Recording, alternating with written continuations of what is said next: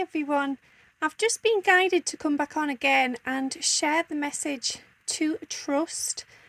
I feel for many of you in the twin flame connection, this is one of the hardest things you have ever experienced because you have this yo-yo energy of 1 minute you absolutely believe and you see all the signs and you feel it and you know it, you believe it, versus the other, which is ego, doubt, pain, avoidance, rejection, all of the fear setting in, and you mistrust. You start to think then when you're in fear energy that this is all in your mind, that you've made it up, it's imagination, that you're losing it, that you are creating something out of nothing.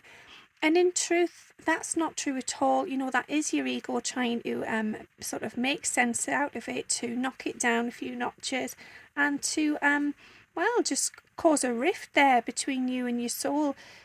Your soul, and as it says on the card, your heart and your soul always knows the way. Simply trust it. And that is so true. This feeling that you have, this knowing, and that's it. It's not just a feeling, it's a knowing, it's a clear knowing. And yeah, that's difficult to explain. It's hard to put into words, and it really, at times, would be almost impossible to explain it to someone that didn't understand. But that is real. It is absolutely a true thing. It really does exist, and your twin knows this too. And your twin will take their own time to get their own head round it, to process it, just as you've done, and this can take years. And I know that's not what you want to hear if this is like sort of in a new sort of stage for you and you feel that you've already done some work.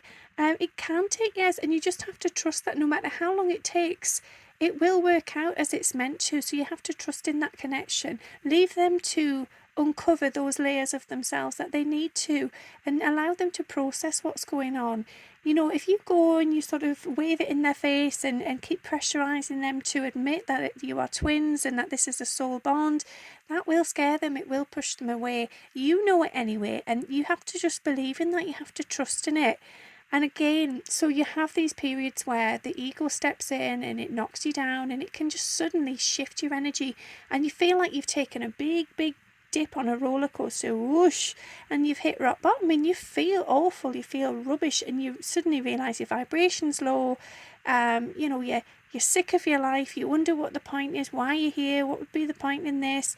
You feel in lack. You feel you've got nothing to offer. You don't feel good enough. You feel unworthy. And if your person is in a karmic relationship with someone else, or perhaps they are not accessible, perhaps they're in another part of the world, you are then thrown into that negative feeling of, as I say, what is the point? We're not meant to be together, or they are happy with this person and I'll never be enough. In truth, you absolutely are enough. You are enough. You are absolutely fantastic. You are fabulous. Your soul is so beautiful, so pure, and they know that. They absolutely know that. And just because they cannot come forward to you right now and show that does not mean they don't feel it. So releasing the need for for something to happen right now. It's about divine timing. You have to trust it. You have to trust that it's all happening as it's meant to. And that is sometimes a slow burner. But believe me, each time you get to a different level of connection with them, or something happens, some awakening, some conversation, or some sign, synchronicity that powers you forward, you then realise just how far you've come and how much trust you have gained over that period of time. It is something that builds up slowly and surely. If it was all given to you straight away, you wouldn't believe it. You'd be thinking, well, where's this come from? It's come out of the blue and it can't be true. It's nonsense, But when little things happen, small, tiny little specks, little fragments build up eventually to create this whole, this image, this vision, this puzzle, then it's believable, because it's a collection of experiences, a collection of signs and synchronicities. And I feel as well, if you are in that energy of needing validation, which, in truth, you can validate yourself as a soul. You are enough. That everything's unfolding as you chose it to.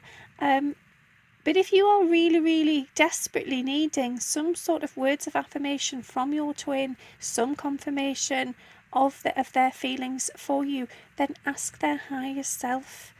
You know, this is not something to be knocked. Don't think that, we're just shifting this into illusion and it's fantasy and, it's all nonsense. Because believe me, when that portal opens, when things shift and that connection is established greatly in the 5D, it's huge.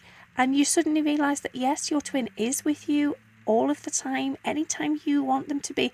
I spent a long time apologising and sort of trying to connect and saying sorry because I hadn't connected in ages, or, I might have started a conversation and I get distracted and I'd be saying sorry. And my twin would say, you don't need to apologise. You don't need to ask if I'm there because I'm always here. I'm here whenever you need me. Just simply ask, simply start talking to me, and I am here. And the more you engage in that, and the more you have faith and believe in that bond being real, the more it comes freely, naturally, without any fear.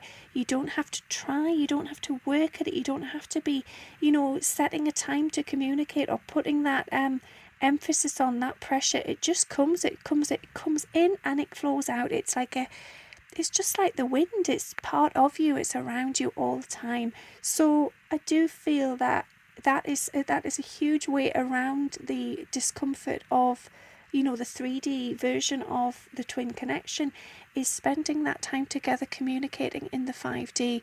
And if you think of telepathy, you'll have had telepathy with somebody at some point in your life.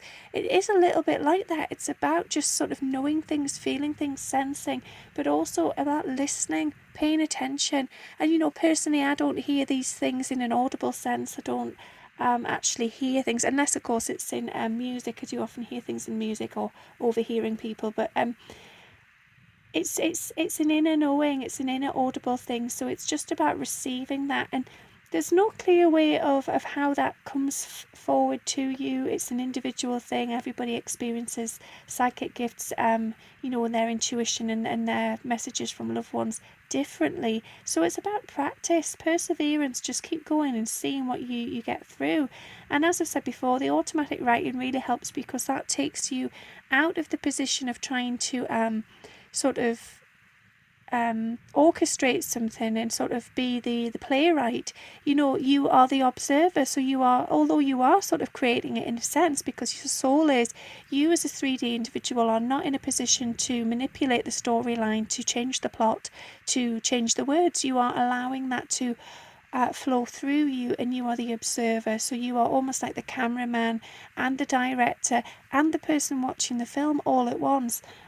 So practice that. Ask your twin how they feel. Ask anything you want, and just wait for the answers. And yes, for some people it might come straight away. You might hear the answer straight away in your mind, sort of, or you might hear some song come on the radio that just answers your question, or you might have a dream where you feel that you've been with your twin and they have communicated that answer to you. Whatever it is, trust in it, believe in it. And this is a lot of what it is about. It's about overcoming fear.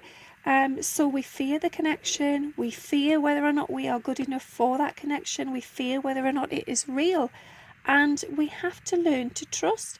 It's a give and take. It's the same with spirit. If spirit is going to come and communicate with you, they're not just going to give you everything for free. It doesn't just get given to you on a platter. You have to work for it. You have to prove to them that you believe in them, and you have to give something in exchange for them to come and lower their vibration to meet you in the middle. So it's give and take, and it's the same with the twin connection. You have to trust in them, and if you trust, you are open to it, and you are more accepting, and you are offering yourself forward as well.